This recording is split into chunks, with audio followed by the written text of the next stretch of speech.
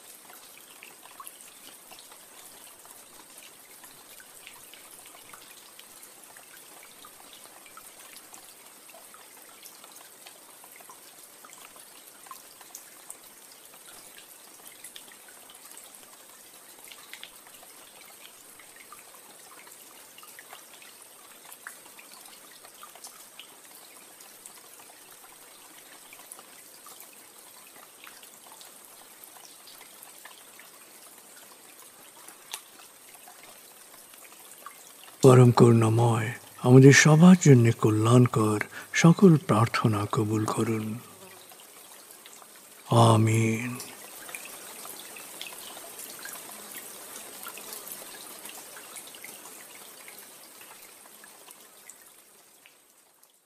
প্রিয় শরীদ, এক চমৎকার আবেগময় সময় কাটিয়েছেন আপনি। আমি এখন 0 থেকে 7 গণনা করব। আপনি পুরোপুরি জেগে উঠবেন, শারীরিক ও মানসিকভাবে পুরোপুরি সজীব, উৎফুল্ল, তার তাজা অনুভব করবেন। এবার লম্বা দম নিন। 0, 1। আবার লম্বা দম নিন। 2, 3। আবার লম্বা দম নিন। 4, 5। মনে মনে বলুন, 7 গণনার পর আমি চোখ মেলে তাকাবো।